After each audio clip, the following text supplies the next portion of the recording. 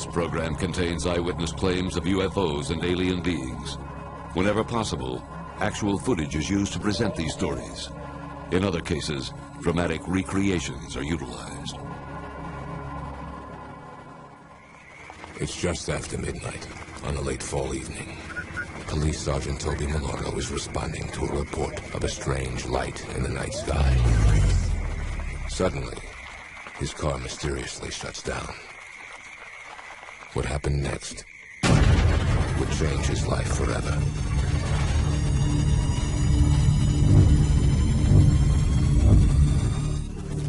Our spacecraft from another world secretly visiting the Earth. Thousands being kidnapped by an alien species and subjected to horrifying experiments. Outrageous claims? Or could they possibly be true? Good evening, I'm Robert Davi. Tonight we'll search for confirmation, the hard evidence of an extraterrestrial visitation. We'll seek the answer to the question, are aliens among us? Tonight, startling footage of a UFO. But is it for real?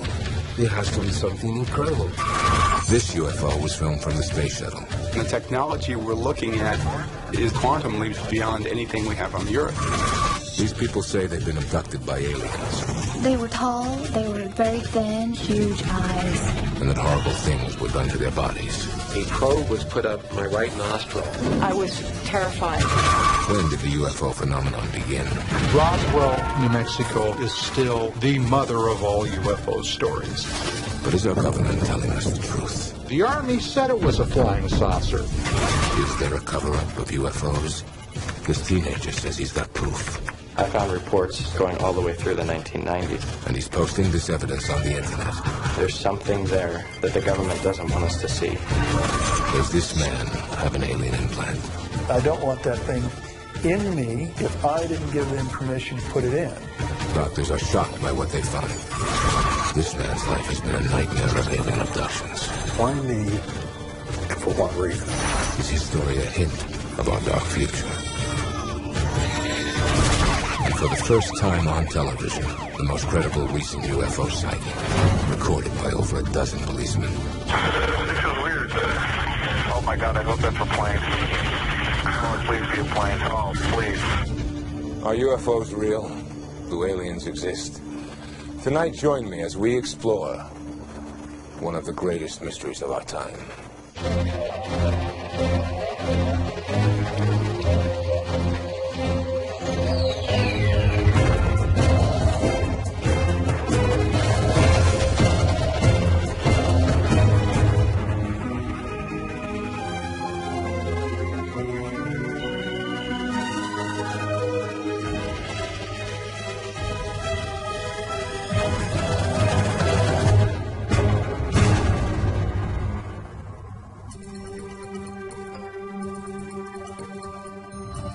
UFOs, unidentified flying objects.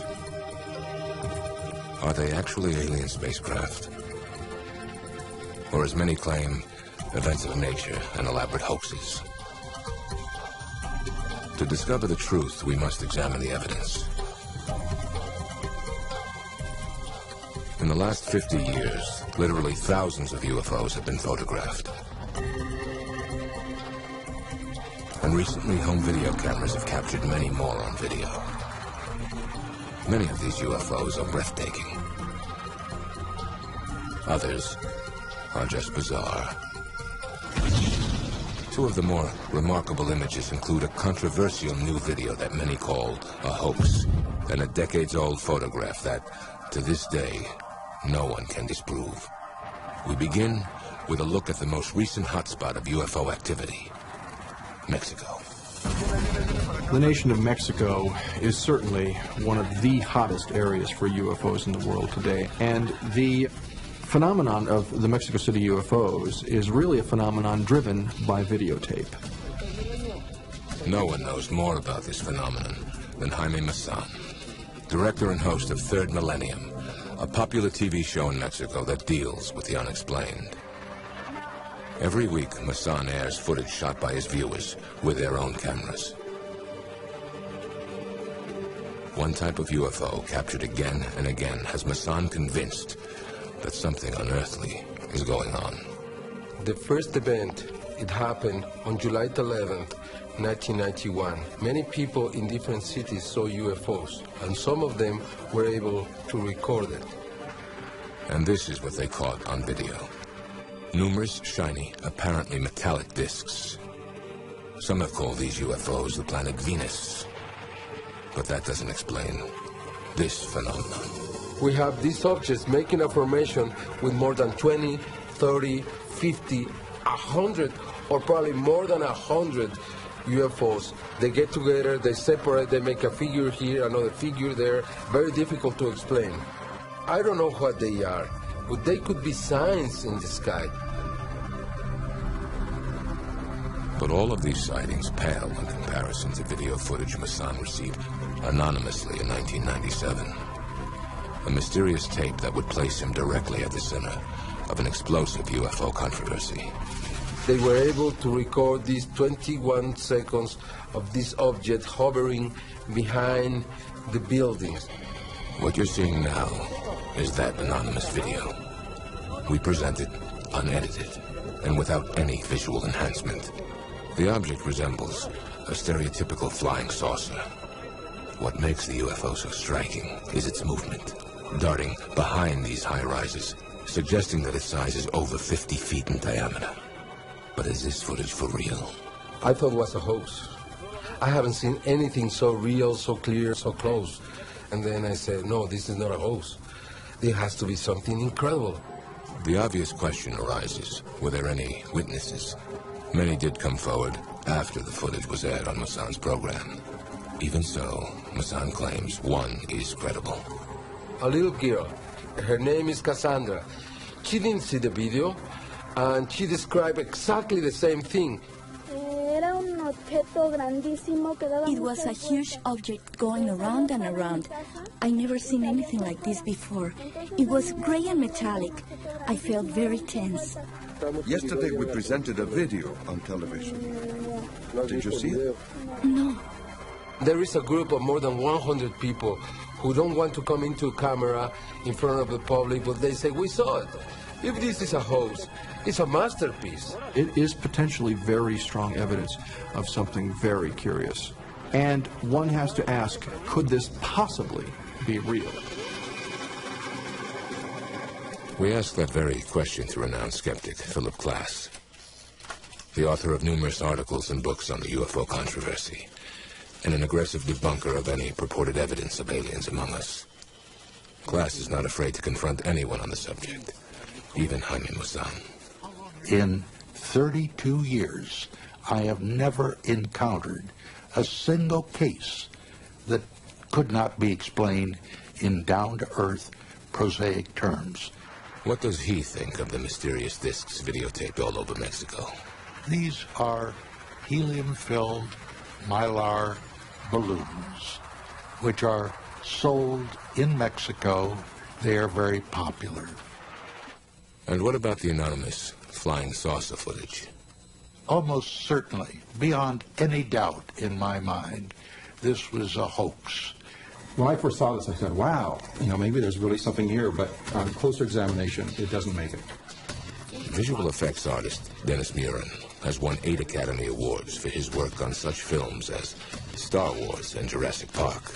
I just adjusted the contrast a bit on it to bring the contrast up and brighten the scene up a bit. And it looks like the line underneath the saucer here might be continuing on through the building. I think what we're seeing here is actually a composite. It's 2 separate scenes. Here, at Industrial Light and Magic, Hollywood's leading special effects company. Creating a shot like this is about as easy as it gets. All you need is the right software. For example, we have a shot here that we did for a commercial. The original element of the skier looks like this, but the environment that we want to put him into is here. We have the ability to put the two together.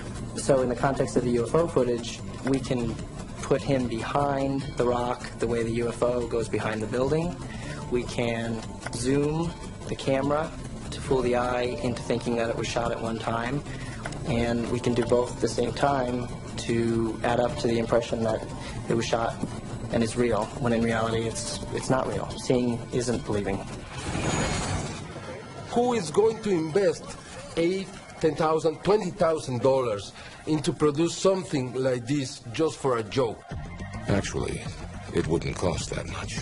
When we were doing the Star Wars films, for example, and all the way up through the 1980s, to put, say, a flying saucer like this or a spaceship in front of the background would take, $200,000 or $300,000 worth of equipment and a dozen highly specialized, talented people who spent decades learning how to do their skill. Now, 1 or 2 people on a desktop can do that with a Mac or a PC and turn out something that looks pretty darn good. We've proven that any new video like this can easily be faked. Ironically, the most convincing evidence of a UFO may be photographs from nearly 50 years ago, a time when computers that could alter or create images were merely a fantasy. These 2 shots, taken in 1951, are the most widely disputed, but never disproven photographic evidence of a UFO. The photographs, of course, obviously have all kinds of implications. That if these photographs are real, then UFOs must be real. For a conclusive analysis of these remarkable photos, we obtained the original negatives and brought them to the Brooks Institute of Photography in Santa Barbara, renowned for its definitive study of the Shroud of Turin. By using the most sophisticated computer software available on the original negatives, they were able to literally take these photos apart, piece by piece. I can come in on it and see if there's any mismatch in the grain pattern, the grain structure, anything that's an obvious tip-off as to this being a fake, and there's some sort of darkroom trickery. The photos were taken by Paul and Evelyn Trent, a young farming couple from McMinnville, Oregon. Could they have pulled off such a convincing fraud? The Trents were not the sort of people that you would leap to the conclusion they were hoaxers. They had no interest in UFOs. They weren't imaginative people. They were farm people. To skeptics like Philip Glass, the Trent photos would be easy to fake and are easy to explain. The photograph almost certainly shows something like a hubcap suspended from electric wires that connected the house and their garage. But the experts saw no evidence of this anywhere in the photographs. There's no sign, no hint of anything suspending the object, a thread, a wire. I just don't see any threads or any wires there. If it wasn't a hubcap suspended by wires, was it simply a model thrown in the air? Not according to the analysis. In fact, the UFO itself offered the most convincing evidence. I think if it were an item very close to the camera, it would have a much darker underneath on that one photograph. There'd probably be more evidence of some sort of texture, surface detail. In fact, there is not. So for that reason, I'm convinced that it is a distance away from the camera. How much of a distance? According to the Brooks Institute, it's likely that this object was thousands of feet from the camera. That calculation would make the UFO hundreds of feet in diameter. Putting the theory of a hoax further in doubt is the fact that the Trents never profited from taking these pictures. Even so, Philip Glass is not convinced. Why would they do this? To achieve fame? To see if they could fool the experts? If this was, in fact, what the Trents were after, if they actually did fake these famous photos, then they somehow did a better job 50 years ago than the sophisticated computers of today. As it stands, these 2 famous photographs cannot be debunked by the experts, and they remain unexplained. If you think the most convincing photographic evidence of unidentified flying objects has been documented here on Earth, you may be wrong. Recently, UFOs have been analyzed from a startling new and unexpected perspective. And liftoff of Space Shuttle Discovery.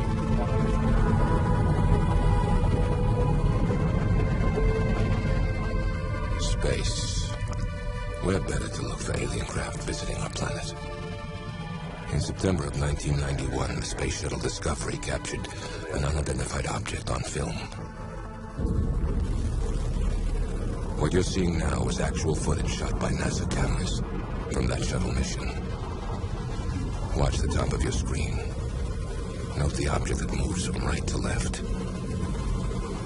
2 mysterious flashes, and it makes an immediate 135-degree turn and accelerates.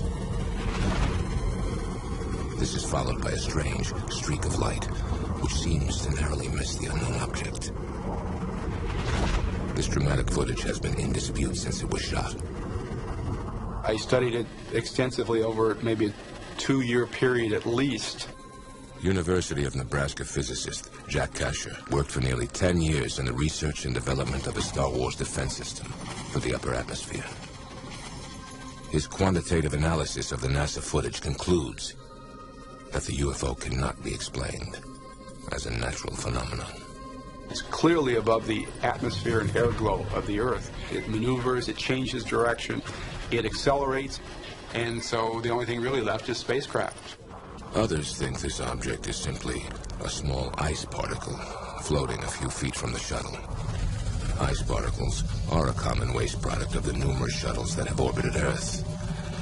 But Kasher is convinced NASA has recorded strong evidence of a large, intelligently controlled alien space vehicle. One of the very strange things that happens is that the main object actually stops and sits there for half a second before it accelerates back up to the right. An ice particle could not do that. If they're not ice particles, you don't have too many other options. They're not space junk, they're not satellites, they're not meteors, because those objects don't change direction. There's never been anything that I've experienced that gave me any cause to consider that there might be other life forms.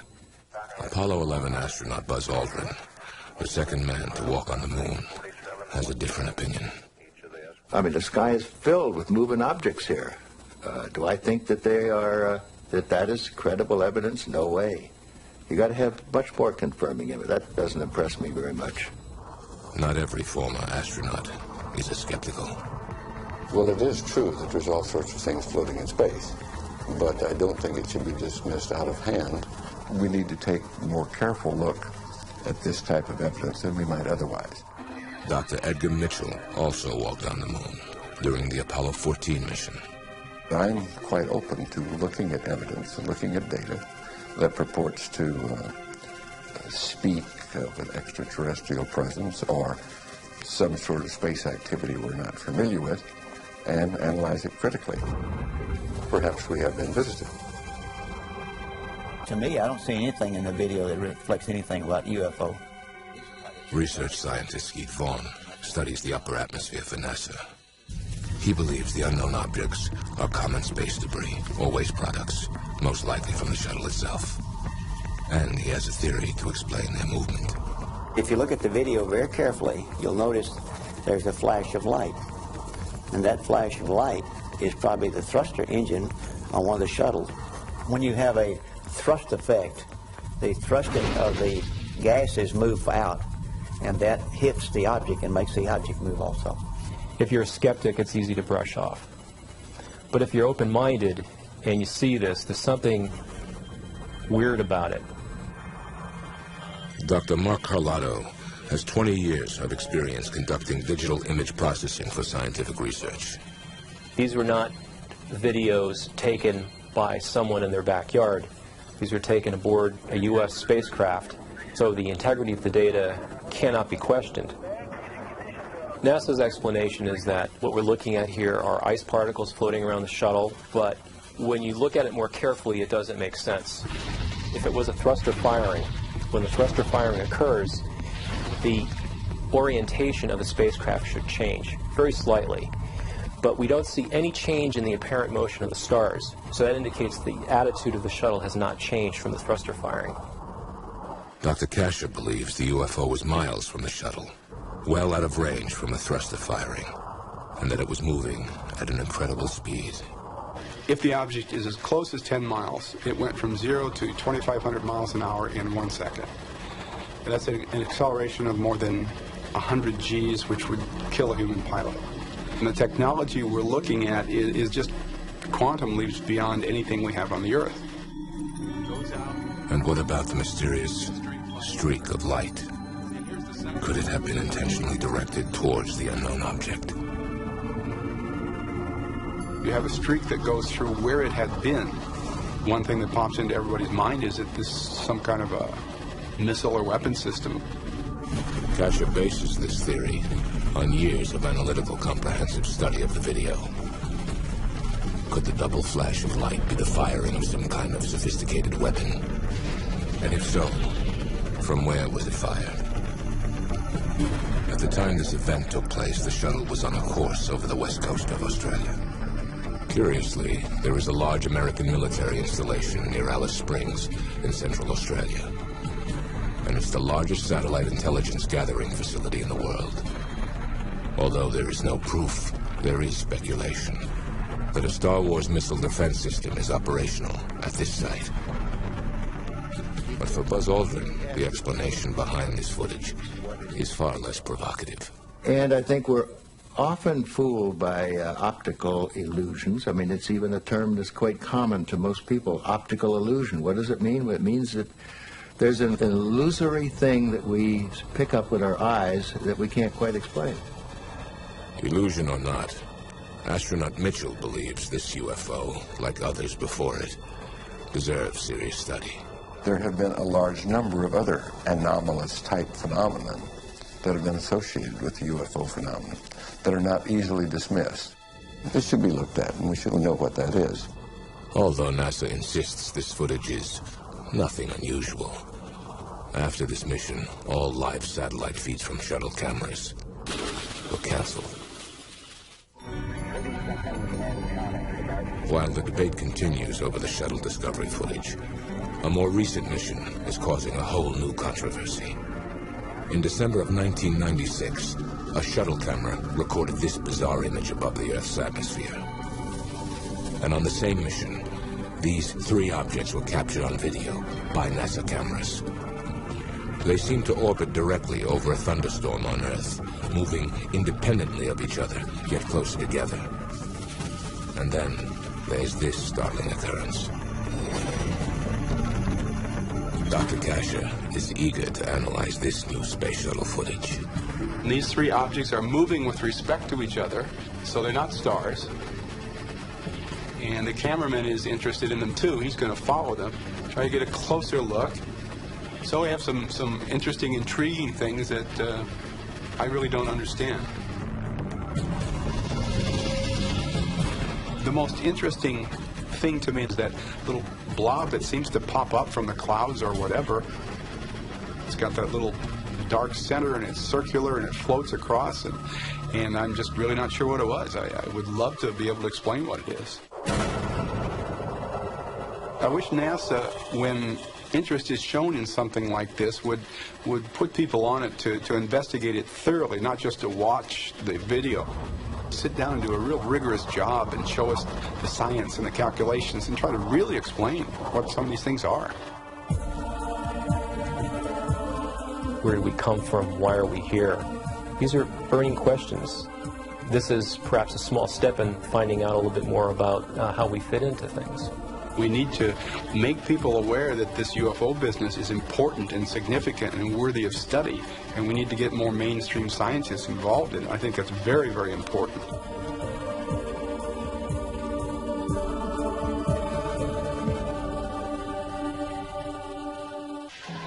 This program contains eyewitness claims of UFOs and alien beings. Whenever possible, actual footage is used to present these stories.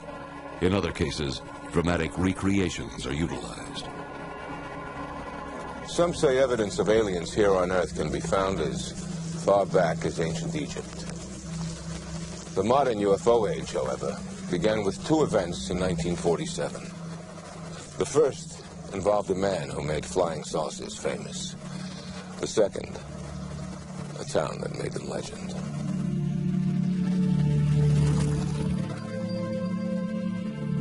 Kenneth Arnold was a private pilot from Boise, Idaho.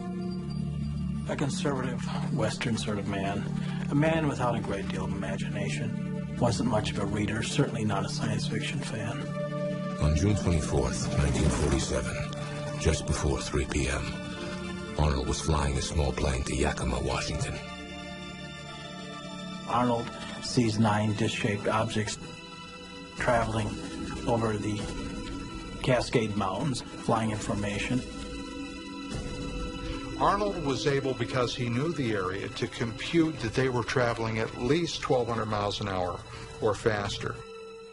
Now, there was nothing known anywhere on the globe in 1947 that could match that speed. They looked something like a pie plate that was cut in half with a sort of a convex triangle in the rear, kind of weaving and going at a terrific speed. I thought, well, maybe something's wrong with my eyes. He described the movement of the objects as like that of saucers skipping across water. From this point on, the phrase flying saucer would forever be attached to strange, unknown objects in the sky. But Arnold's sighting was only the beginning. Within days, additional independent accounts came pouring in from around the globe.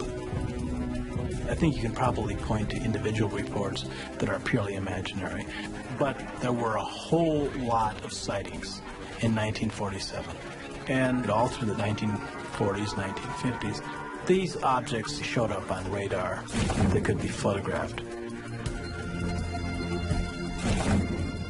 They were seen by pilots, seen by scientists, astronomers, police officers, people of impeccable training, reputation, good sense. There was something there. But why 1947? Why would beings from another world choose this particular period to visit Earth?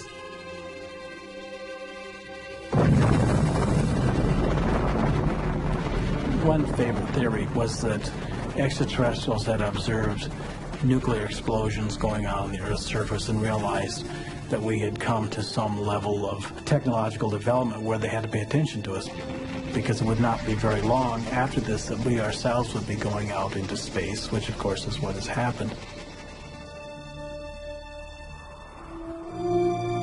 Still, the numerous sightings of 1947 might have been forgotten had it not been for what happened in a deceptively quiet corner of the American Southwest.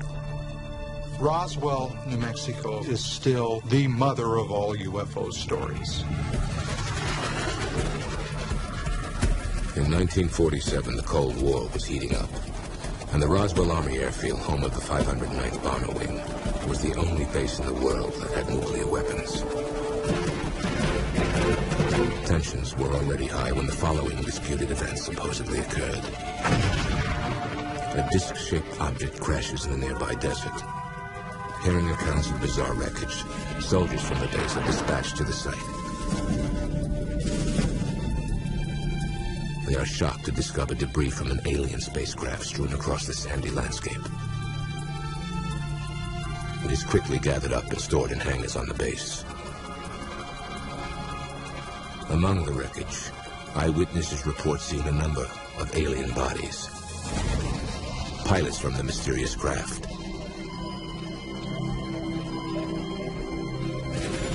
And one creature that still lives.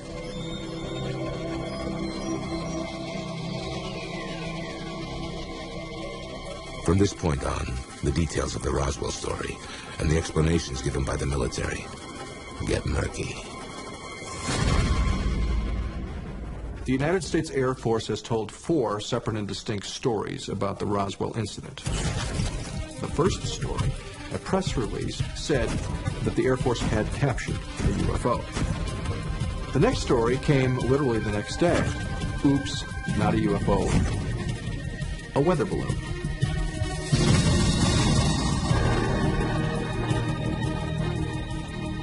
It is this revisionist explanation that has led some to allege a cover-up exists at the highest levels of our government. A vast conspiracy to keep the truth of Roswell and UFOs in general from the public. Something like this is going to be swept under the rug. Something like this, there will be disinformation put out about. Something like this will be lied about to the American people. Let's not forget, the Army said it was a flying saucer.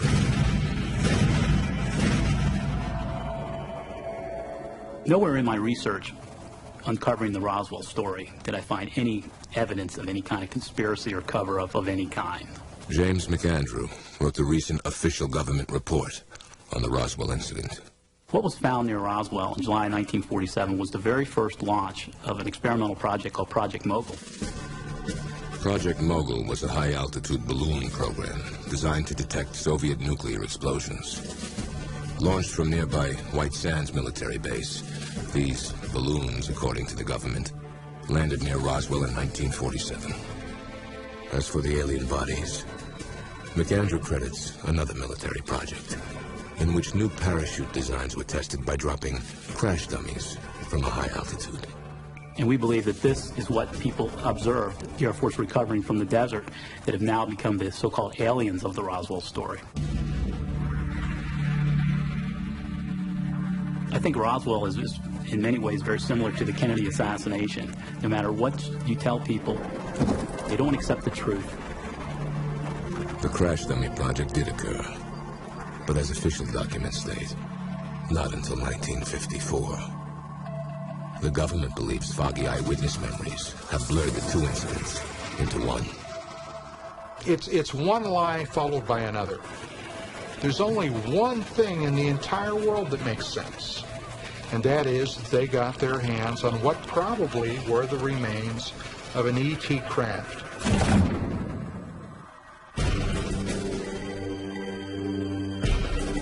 Although what actually happened at Roswell is in question, the subsequent effort of the United States government to study UFOs is not.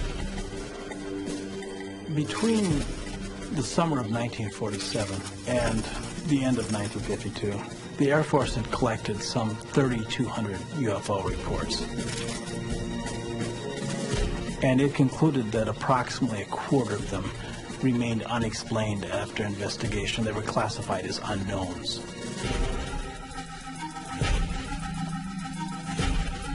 This exhaustive investigation was conducted under the names Project Sign, Project Grudge, and ultimately Project Blue Book. In 1952, Blue Book would face its greatest challenge when a dramatic UFO incident rocked the nation's capital. Over 3 consecutive weekends, a cluster of low-flying yet high-speed UFOs buzzed Washington's historic monuments.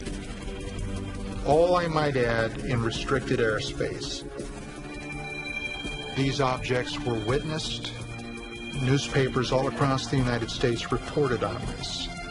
Civilian and military radars in and around the Washington area were picking up these objects. Planes were scrambled, not from nearby Andrews Air Force Base, but from a farther away base. The hottest aircraft we had at that time was brought into the fray. The impact of these sightings was felt throughout the corridors of power in Washington.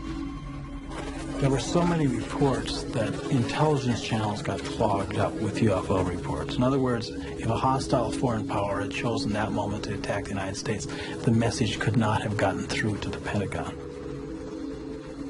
This undermined our ability to respond to what the defense establishment felt was a more likely threat. Soviet nuclear missiles. Alarmed, the CIA began a full inquiry. Now, not, as you might suspect, to make a determination on what UFOs were, but how do we treat this in the public? What do we do to make UFOs into a non-subject? They said basically our principal goal on the national security level is to debunk UFOs, and they did use that term. And so it became policy to debunk UFOs. Project Blue Book was told to adopt this new skeptical agenda, in spite of any evidence to the contrary. Project Blue Book's mandate was to reduce the number of unknowns to a minimum, even if their explanations were ridiculous. We've been able to explain them as hoaxes, as erroneously identified friendly aircraft, as meteorological or electronic phenomena or as light aberrations. In 1969, the debunking operation largely successful, Project Blue Book was officially terminated. Blue Book was stumped, absolutely stumped, on more than 700 cases. So even Blue Book, charged with getting rid of UFOs at any cost, couldn't get rid of all of them. What is the real truth about UFOs? What the Air Force was trying to slip past the public tells me that they have something just as sure as God made little green apples that they're still hiding. Whether they call themselves abductees, experiencers, or contactees, these people and thousands of others just like them say they've been kidnapped by extraterrestrials. Could an alien race actually be conducting a widespread abduction program? It's a question that goes right to the heart of the UFO controversy. The impact of these experiences on the people that have them is enormous. UFO. Harvard professor of psychiatry, Dr. John Mack, is a Pulitzer Prize-winning author who has researched the abduction phenomenon. His book, detailing his exhaustive study, is considered a landmark work on the subject.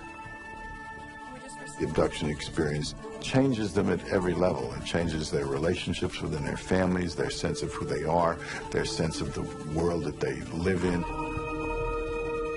This is an enormously powerful part of their life experience.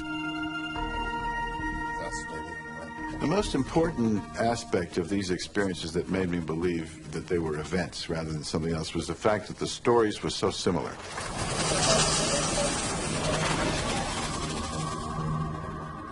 A typical abduction would go something like this. The person is in their bedroom. A light will come into the bedroom, an intense light. It was very bright, but it wasn't blinding. You could look into it. It had like a blue hue around it. Then they may see one or more humanoid beings around the bed. They were tall, they were very thin, huge eyes. They are paralyzed. They end up entering a UFO, some kind of a craft. And there are what they call the grays, with these now familiar, well-described big black eyes. There's something with the eyes that really catch the attention to the point of where looking at the rest of the physical being is not as important as paying attention to the eyes. A number of procedures are done to their bodies, which may involve probing of almost every part of the body, taking of sperm from men, eggs from women.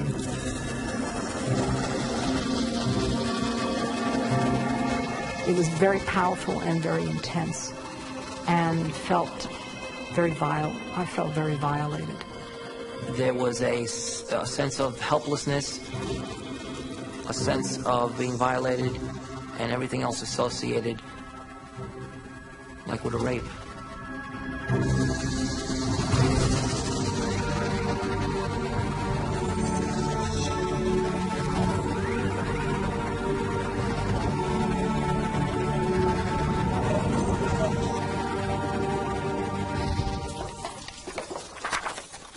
But are these stories true? Or are they just well-told, imaginative lies? We're not dealing with just invention of a story. Something occurred here that triggered a set of emotional reactions. That's highly significant. Who knows why? I mean, who knows how this... Bud Hopkins is an abduction expert who has written a number of best-selling books on the subject. We really don't know. He conducts group therapy sessions with those who claim they're victims of these bizarre incidents. Maybe I'm a little bit... In these meetings, abductees can share their stories without fear of ridicule. A whole lot closer. I was put through a series of tests, and I thought I was going crazy. Even though what they're saying might sound crazy, they don't have the kind of behavior that crazy people have. When we do psychological testing, we find that these people are essentially psychologically normal. But a common thread in these abduction stories raises doubt. Most abductees have little conscious memory of their time spent with the aliens. They do an incredibly good job of blocking your memory from recalling almost anything. And this is the most difficult obstacle to overcome. It's this aspect of the abduction experience that Hopkins has termed missing time. And he explores it through hypnosis. I'm going to count to 3. Over his 30 years of studying UFOs, Hopkins has hypnotically regressed hundreds of abductees. He's convinced the truth can be found in the subconscious mind. I want to scream for my mom. But I can't. Why? Because it hurts to move. There's just all around me, and I can't move anywhere. There's no space to run.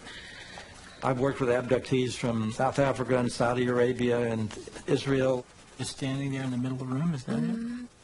I have no alternative than what the evidence suggests to me in an absolute way. It's going on. It's happening. It's real. The abduction phenomenon is absolutely everybody. It's the good, the bad, the ugly. It goes across all racial divides and gender, of course, and cultural level. It's absolutely everybody. It appears to be completely random. A CNN time poll has found that half of all Americans believe there are people who have experienced an alien abduction. An Europa poll has discovered that 0.3% of their sample question believe they might have been abducted by aliens. This percentage may seem small, but it could translate to over 800,000 people. Many of those studied by Bud Hopkins have one thing in common. In terms of their personalities, many of them are suffering from what we might diagnose as post-traumatic stress disorder. I mean, when you get up in the morning and you have had one of these experiences, it's not like you just get up and want to make toast, you know? I mean, it's hard. It's hard. Something happened to these people. There's no doubt about that in many, many, many cases. But not everyone agrees. What's the first thing that you sensed is different? Among research psychologists, Hopkins' beliefs and methods are seriously questioned. It's the nature of hypnosis to put thoughts in someone's head that weren't there before. I'm not allowed to hide. Who doesn't know any time? You put your faith in that person because you're lost and you're scared and you don't know what to do. Why can't anyone help me? That person puts you into an altered state of consciousness, and together you sort of do a little dance that convinces both of you that, yes, you've had this experience. You are an abductee. There is a type of person who is highly imaginative, who is easily hypnotized. They're normal. They're sane. They're not psychotic. But hypnosis is the yellow brick road to fantasy land.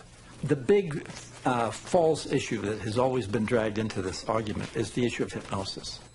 Maybe a third of the abduction accounts we get come without any hypnotic regression whatsoever. They're remembered the way one remembers an automobile accident or a mugging. I remember going inside just whatever it was and being examined somehow.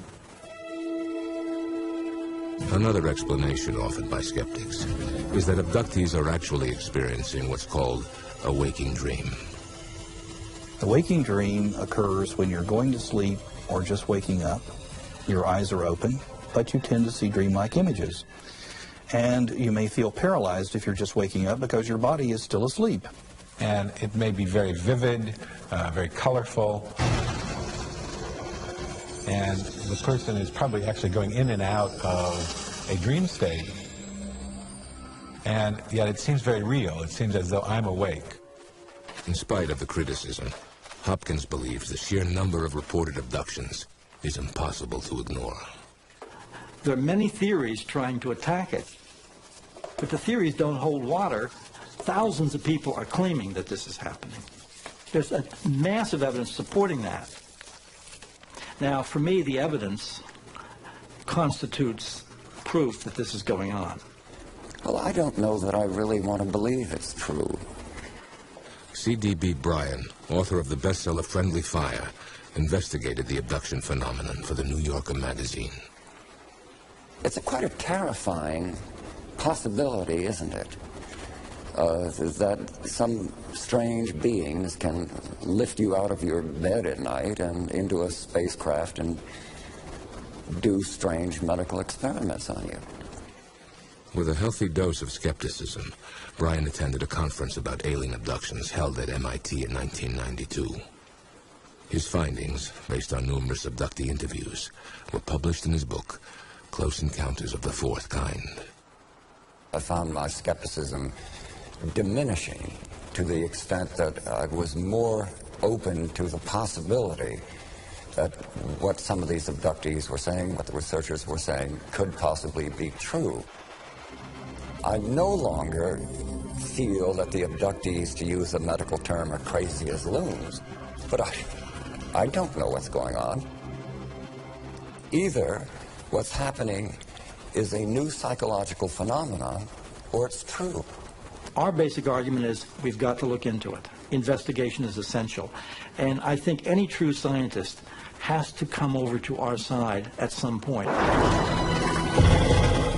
Because you can't have a phenomenon as extraordinary as this and at the same time announce there's no reason to look into it.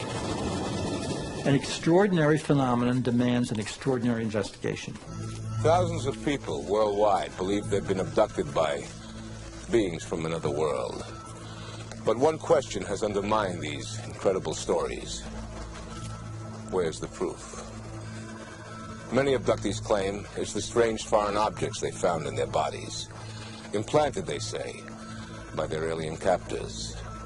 Their purpose, unknown. Will the surgical removal of one of these items be the proof of aliens among us?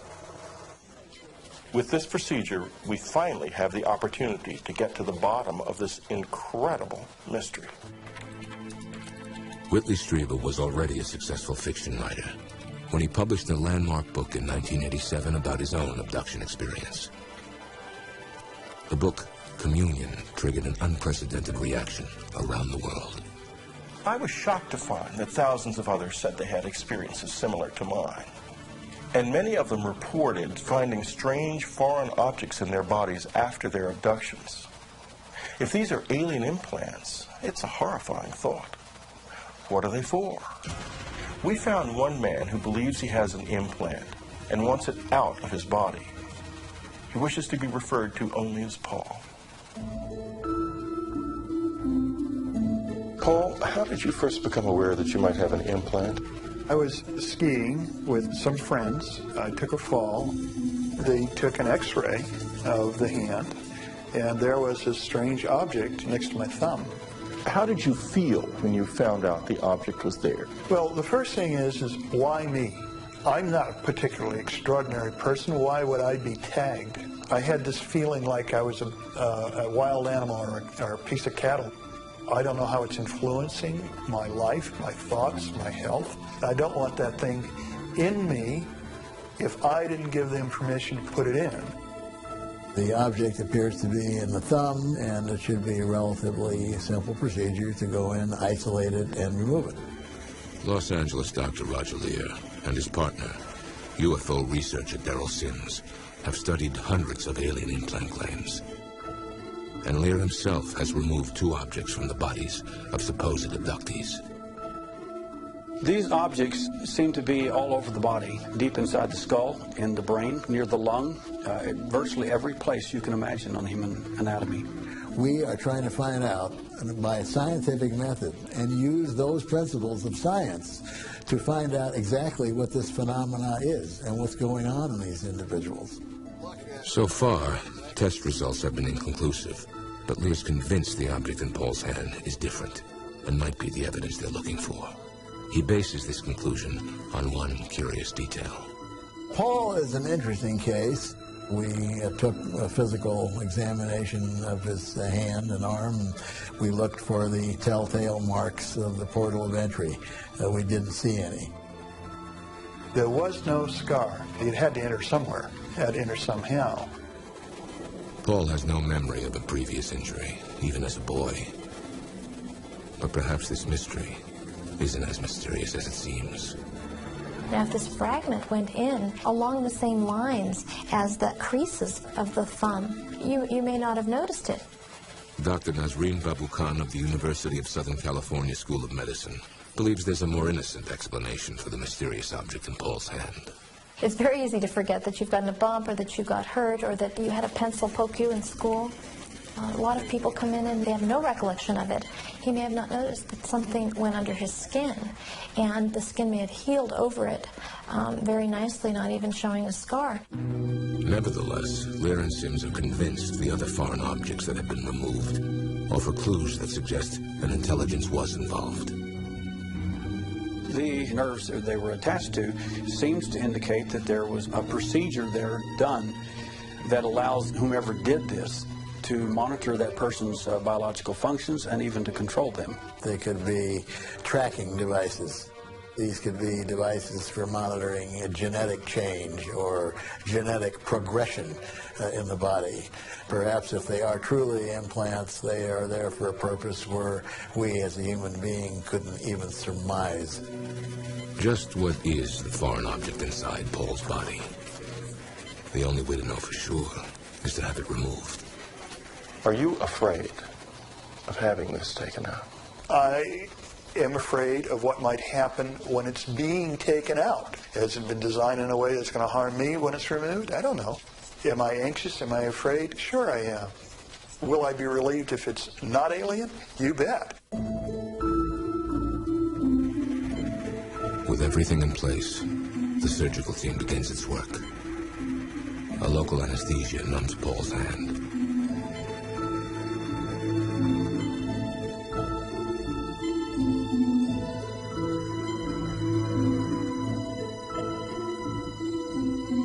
The surgeon makes an incision, and it's time to remove the foreign object.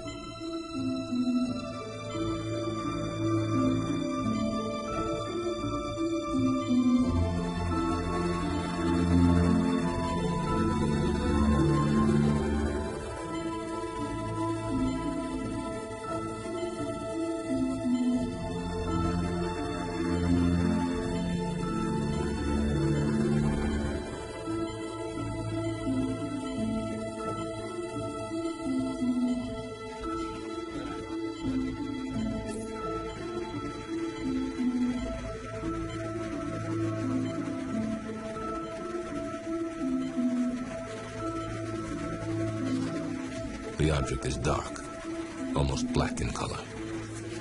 I think it's fairly safe to say at this point that this object is certainly not similar to any of the usual objects that are removed from the human body. This is one of the most unusual objects that I've seen in 34 years of the medical practice.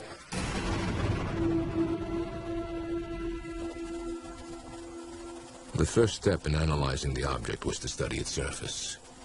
To do that, it was examined through a scanning electron microscope. This allowed for it to be magnified up to 500 times its actual size. The object appeared to be predominantly iron, perhaps a small fragment of a steel knife or tool. But in order to reach a more definitive conclusion, the unknown object had to be analyzed under its surface, on the inside. For that process, it was brought to the University of Texas in San Antonio. It looks like it might be an iron oxide. If we can crush it and get it to a very small size, we'll be able to really get to the internal structure more readily. The object resisted crushing, but an outside layer did flake off. This was put under X-ray diffraction, and the results of this test were curious. They couldn't match it to any of the 65,000 known substances in their computer file. It's not in our file. I'm not sure what to think about that at the present time. That's as many known substances that we have on the planet as possible. According to the lab's official report, if the material analyzed is indeed iron, it lacks any internal ordered arrangement of atoms or ions. Whatever substances make up this unknown sample, it's a mystery this test couldn't solve. The combination of these elements could be put together by nature, they could have been put together by man, or they could be put together with a different type of physics that we have little knowledge of.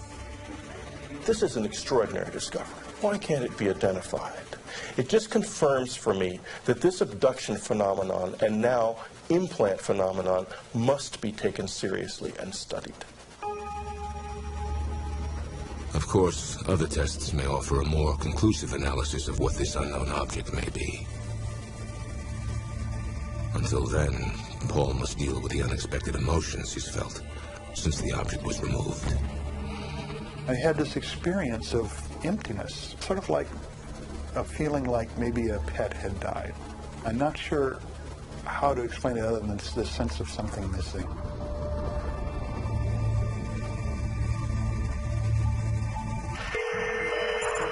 The Internet, perhaps the best evidence of our fascination with the UFO phenomenon. The World Wide Web is today, without a doubt, the world's largest repository of UFO information. It's only here that ufologists can find anything and everything they want to know about the mystery of Are We Alone? The UFO subject virtually dwarfs all other subjects on the Internet. UFOs are the second most popular subject in terms of web traffic and number of websites, right behind sex. Out of the countless UFO websites, one stands out in its attempt to reveal what many believe is a concerted government effort to cover up the existence of UFOs. And it's the brainchild of a 17-year-old from Northridge, California. What he's created has made him a folk hero to the UFO community, and quite a nuisance to the United States government. It's almost like an X-Files episode in our house. It's kind of my hidden other life that not many people know about. John Greenwald is the mastermind of the Black Vault, a website doggedly devoted to uncovering and unveiling once top-secret government documents relating to UFOs. The Black Vault was kind of a name I thought of late at night, and really the name is exactly what it is. It's a vault of information. John's website holds over 6,000 pages that he's obtained through the Freedom of Information Act. These documents are displayed just as John gets them, with UFO information the government doesn't want us to see, blacked out. I have half pages that are blacked out, full paragraphs, but what's interesting is I'll find pages that are just completely blacked out from top to bottom. The government position is that this censorship is common in declassified documents and is necessary for national security. But John remains suspicious. And the list of government agencies he's contacted reads like a Washington, D.C. phone book. The Central Intelligence Agency, the Defense Intelligence Agency. There's been about 10 Air Force bases that I've gone to. NORAD, Office of the Assistant Secretary of Defense, FBI, lots of letters to the Pentagon, and there's different offices in the Pentagon. The headquarters for the Air Force, the United States Navy, United States Army Reconnaissance Office. There's been a lot. There's been a lot. She's got a dance recital. I think we're the only family in Northridge, at least, that gets calls from the FBI and the CIA, and they want to know what he wants, why he wants it. They don't realize that he's still in high school. I think they probably do get annoyed with my letters. I don't get pushy. I try and be as polite as possible in the letter. But it's tough when they tell you that there's no records on something and you feel that there is. John's internet detective work has led to dramatic discoveries that have impressed UFO conspiracy theorists around the world. The government investigated UFOs with Project Blue Book, which ended in 1969. And since then, they've stated that there's been no evidence to go into UFO sightings. But what I found with my Freedom of Information Act requests and my letters to different agencies, I found reports not ending with 1969, but going all the way through the 1990s. And the ones in the 1990s are more heavily blacked out than most of the stuff earlier in time. One of John's many targets is Ohio's Wright-Patterson Air Force Base, the mythical home of captured alien bodies and spacecraft. So I sent one of my requests to Wright-Patterson Air Force Base for all UFO documentation, and they sent me a letter back stating that there were no records at their office. But 4 or 5 months later, I discovered that they had almost 1,000 pages at Wright-Patterson. There's something there that the government doesn't want us to see. John's website receives over 33,000 visits and 4,500 emails every month. It's this popularity that convinces him he's onto something big. Whatever is behind that veil of black, I don't know, but something is being covered up. The fans of the Black Vault can expect many more declassified documents on UFOs. And the government agencies that already know his name can expect many more letters from a Mr. John Greenwald, a young man with a lifetime of questions. And until they're answered, we can never be sure.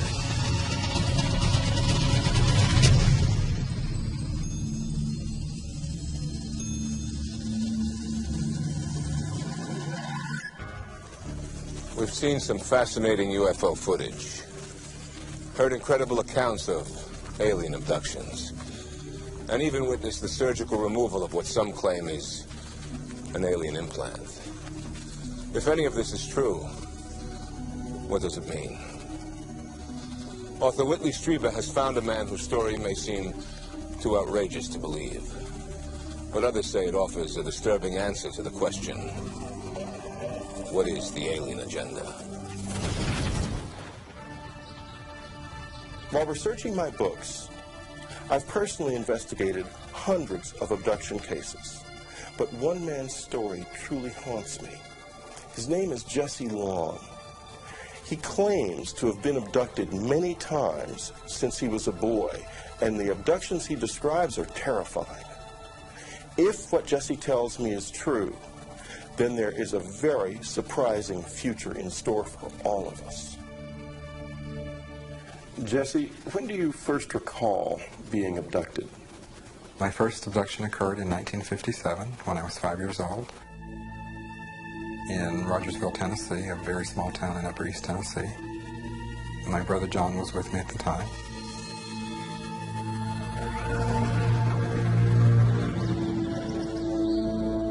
Above the hill behind our house, we came upon what appeared to be a roundhouse under construction. And one man, a taller-looking figure, he had a rod, long rod in his hand. A light was emitted from it, and we were paralyzed.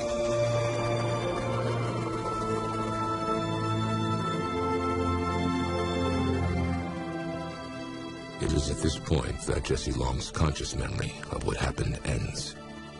He says it's only through hypnosis that he's been able to remember the rest of this first abduction.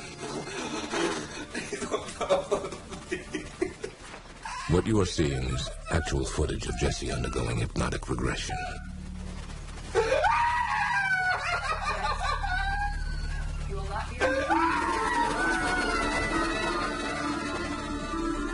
I remember being taken into the craft, taken into one room. I was placed on a very cold, flat table. My brother was separated and he was taken into another room.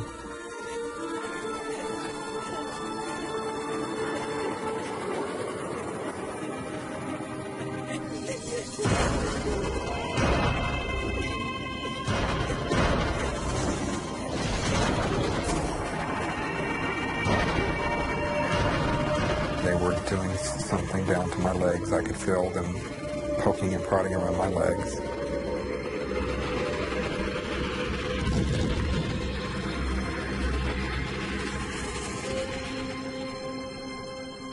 According to Jesse, his abductors inserted a small item, an alien implant, into his left shin.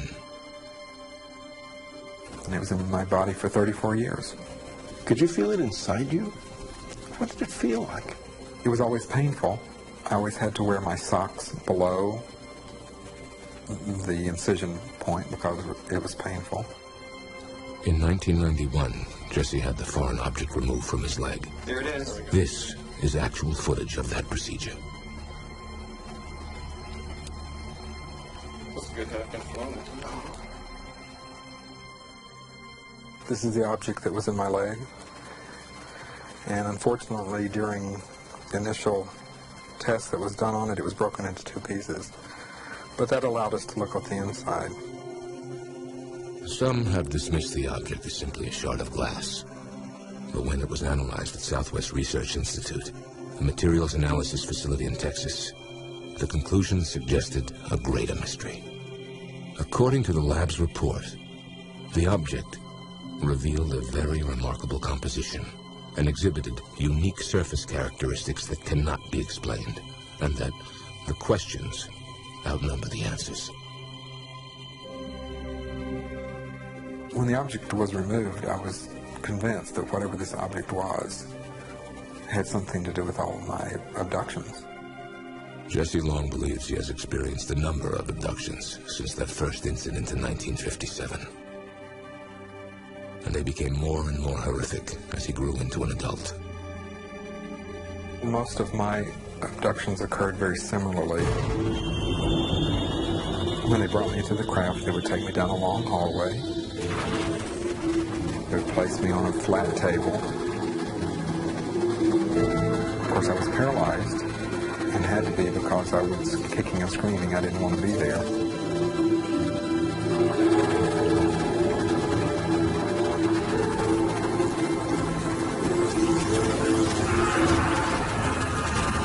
The experiments on the table included a sperm extraction. The sperm extraction procedure is the most traumatic and has caused me the most problems in that they actually force me to crossbreed with what seems to be a female being.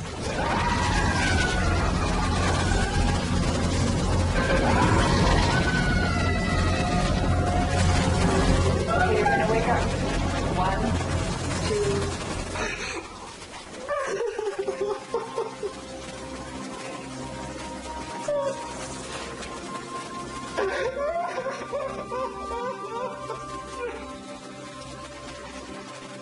What are we to make of such disturbing tales?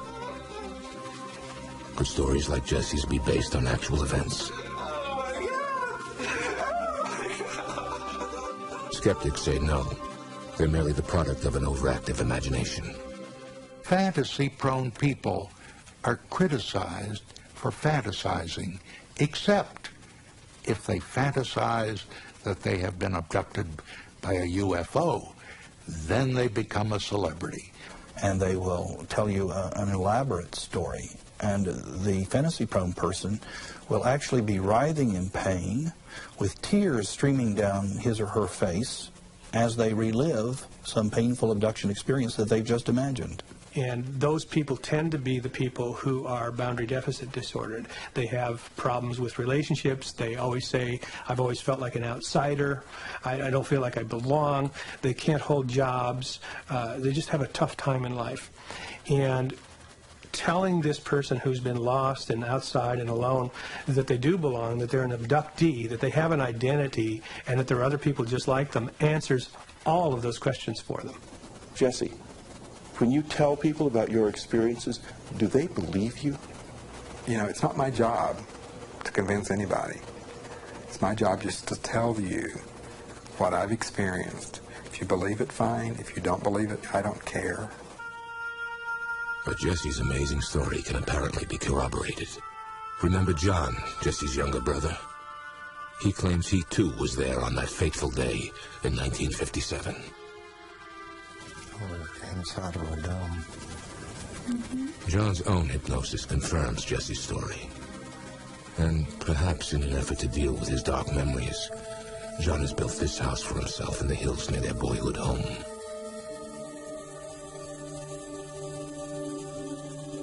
This is evidence that can't be ignored. And the story just gets more and more disturbing. What Jesse says happened to him in 1990 may answer the question that hangs over every abduction account. Why is this being done?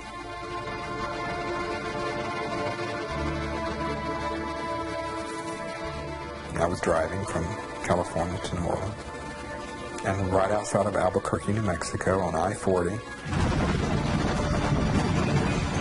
my car was lifted off the interstate up into a craft with me in the car.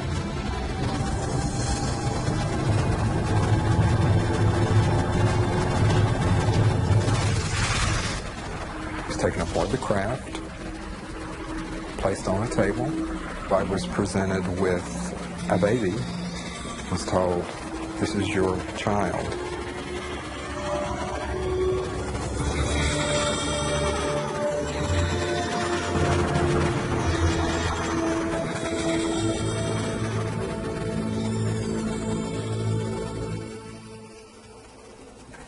happened then?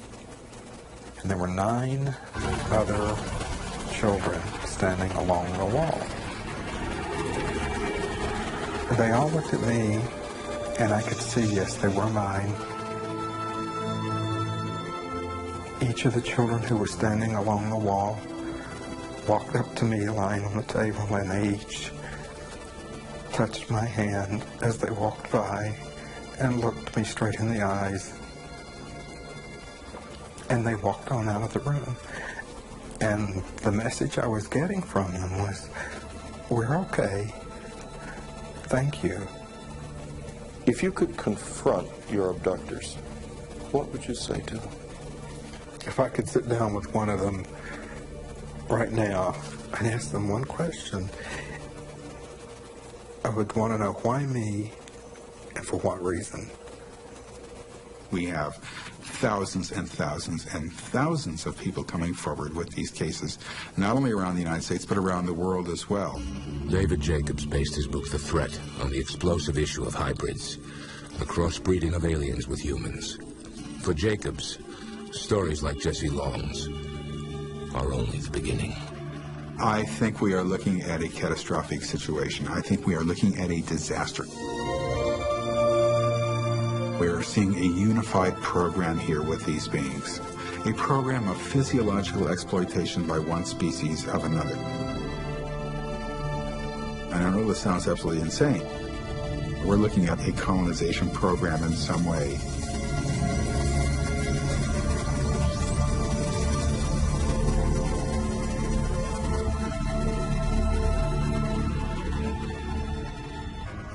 For many, there's no such thing as a credible UFO sighting. But what if the UFO is seen by policemen? That's exactly what happened in Ohio in 1994. For the first time on television, you will hear an actual police dispatch recording of a close encounter. The officers you will meet are real. The recording is real. And the drama of that night is undeniable. Trumbull County, Ohio, located just north of Youngstown, is a typically quiet Midwestern community. Here, big news doesn't happen very often. But all that changed on a late fall evening in 1994. Just after midnight, the normally calm 911 dispatch center began to get a flood of calls, reports of an unidentified flying object. It was just one call after the other that was just incredible. Royanne Rudolph was the Trumbull County 911 dispatch operator who fielded most of the calls that night. How far off the ground is this? Everything from somebody who was casually stating they saw something in the air to somebody who was hysterical and thought that this was Armageddon. I mean, it was very strange. Okay, was it just like moving at a slow rate of speed? It wasn't as slowly, it was fast rate, but it was coming down. We just kind of took it for, okay, this is people being hysterical over a weather balloon, or this is people being hysterical over a plane or a helicopter. I wonder, did you have anyone call you about a strange plane or airplane or something in the air? Where? It was coming down Sampson Drive. I don't know what it was. It was a flying saucer. What did it look like, ma'am? It was like almost like an iridescent color. It was like a bluish purple. Though skeptical, Royanne put the word out to the officers in the field. We were having a coffee break at a local donut shop, and we got a call from the 911 center that stated that some residents had seen lights in the sky in the northern part of the township. Liberty Township Police Officer Steve Remner and Sergeant Toby Maloro didn't know what to think. It took a few minutes. We kind of laughed about it. Convinced it was nothing serious, Sergeant Maloro, an 8-year police veteran, headed out to investigate the sightings. I believed that I was going to see, if anything, a plane was landing or a plane was low. That's what I assumed I was going to see.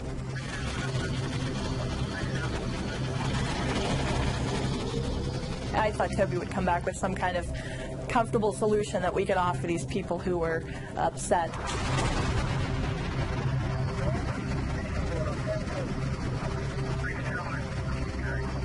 When I got up in the area, I was approached by an elderly gentleman that said that there was a huge light over his house and it had moved south down the street.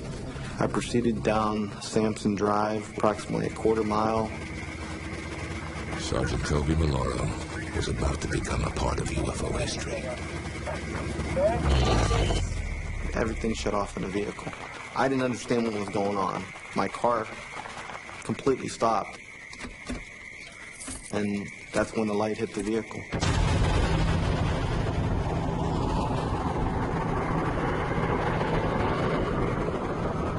I stood outside. I was a little bit dumbfounded. I didn't know what exactly it was. I had to shield my eyes. All I could see was a very intense white light. It seemed to be more intense in the center of it. I know it was huge.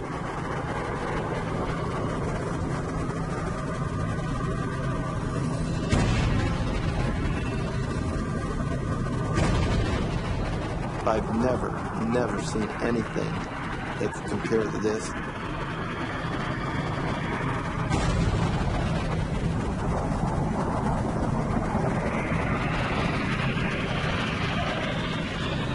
And the thing that was very strange was there was no sound. After 30 seconds, the object moved off, away from his patrol car.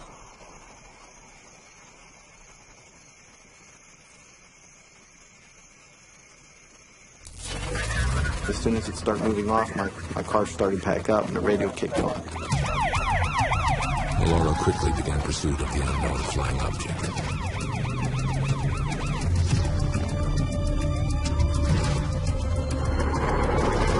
I'm trying to put two and two together and say, what just happened here? Unable to keep up with the UFO, Maloro radioed in to dispatch over police channels. 914 to radio. It's heading in the northerly. He told me in a very serious tone, I saw something. And I said, Toby, you're joking. And he came back and he said, Roy, I saw something. I could see a red glow up in the sky. It was huge. This thing wasn't making no noise. This isn't funny anymore because it's getting to the point where I don't know whether to believe him or not. Well, was it moving or was it just, yeah, it was glowing. It was moving. You could see it like up in the air, glowing and getting further away from me. People are serious. They're very upset. Whatever it was, lit up, I mean, literally, if you were underneath it, you could see it would be like daylight with red light.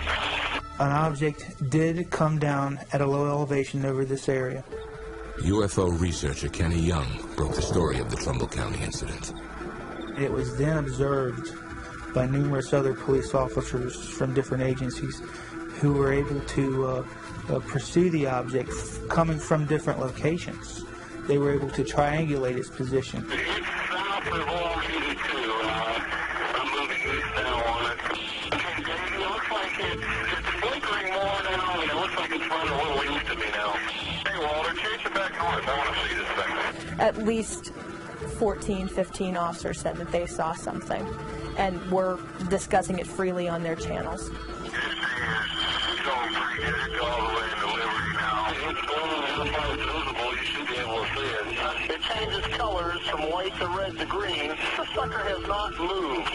We have multiple departments right now that have sightings on it. The sightings started to spread out to neighboring streets, to other communities were saying they were also seeing the same thing. It took a whole different meaning and level of seriousness. We contacted the airport control tower to ask them to check their radar. We have a report of some flying object in our jurisdiction. Do you know of anything that should be in our airspace this time, close to the ground?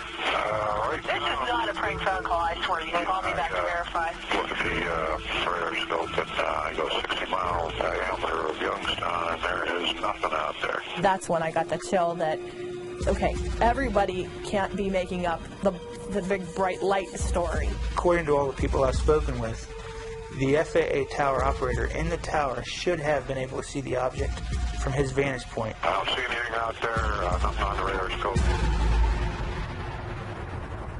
Young requested the identity of the FAA tower operator through the Freedom of Information Act. But his request was denied. I would like to ask him, could you visually observe something from your vantage point, 60 foot up in the air in a tower?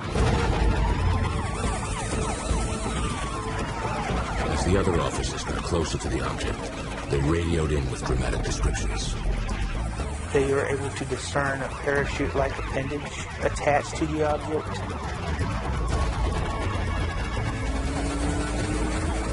I've spoken with a number of the officers involved in this event.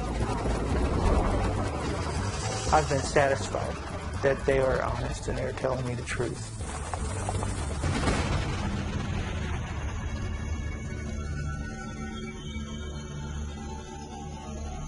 One officer even said he saw a structured object while viewing it through binoculars.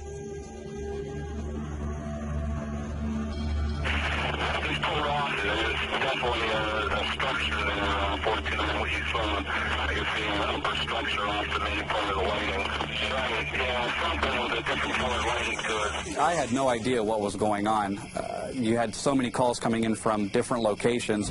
Lieutenant James Baker of the Brookfield Township Police Department heard the amazing UFO reports on his radio. I wanted to see for myself what everybody was looking at. I decided to go to the old radar tower. This is the highest point in Brookfield Township, and I'm told in Trumbull County. What he saw when he got to the top of the tower wasn't just one UFO. He saw three. They formed a sort of triangle pattern with the center light being raised up above the other two. Oddly enough, they were changing colors simultaneously from red, yellow, blue, and green. All three lights would change at the same time. I got them right here. I'm looking at them. What the hell is it? They're sitting stationary. I got three of them. What do they look like? I've got four discernible colors. I got red, yellow, green, and blue. And the one just looks like flashes. So if they're those planets those guys were talking about, then they're planets with Christmas lights on. This is weird. Oh, my God. I hope that's a plane. Oh, please be a plane. Oh, please. I see three lights changing colors, and I've heard no concrete explanation of what they are. And I certainly would welcome any explanation. And it's exactly identical to what you would expect for a bright star or planet low in the horizon. James McGahey is an astronomer who has investigated UFO claims for over 20 years. He believes there's an easy explanation for the Trumbull County incident. This is a classic example of scintillation. Scintillation is simply what most people recognize as stars twinkling. When the stars are low in the sky, in addition to twinkling, they will also change color. Clearly, the police officer who saw the very intense bright light very likely saw a fireball. A fireball is a very, very bright meteor that can be many times brighter than the full moon. I think the car stalling was just a coincidence, had nothing to do with this whatsoever.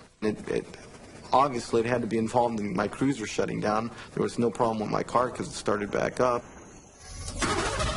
I was told that it may have been the planet Mercury. It was not the planet Mercury.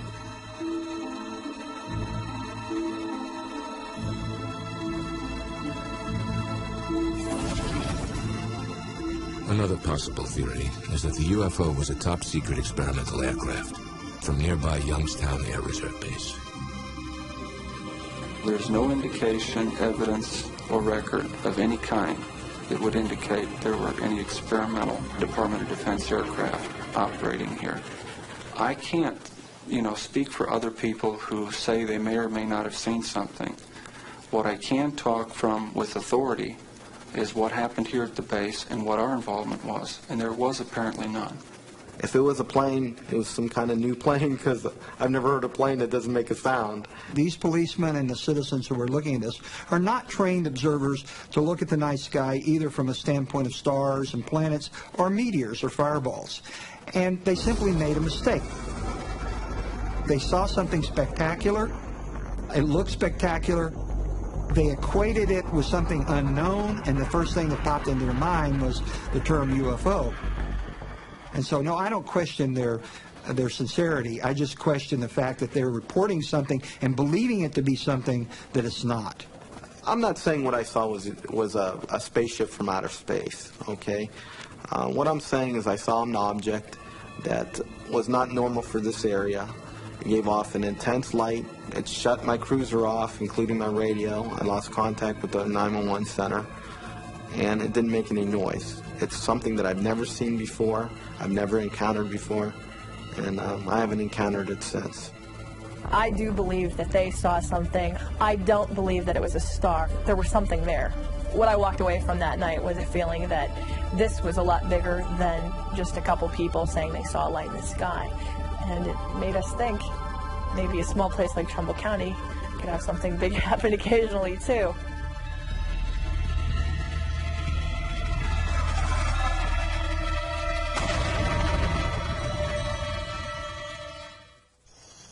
Skeptics and believers will continue to debate the question, are we really alone? Now, we leave it up to you to decide. As for the future, people will continue to come forward with accounts of strange lights in the night sky, and we will continue to listen. I'm Robert Daly. Good night.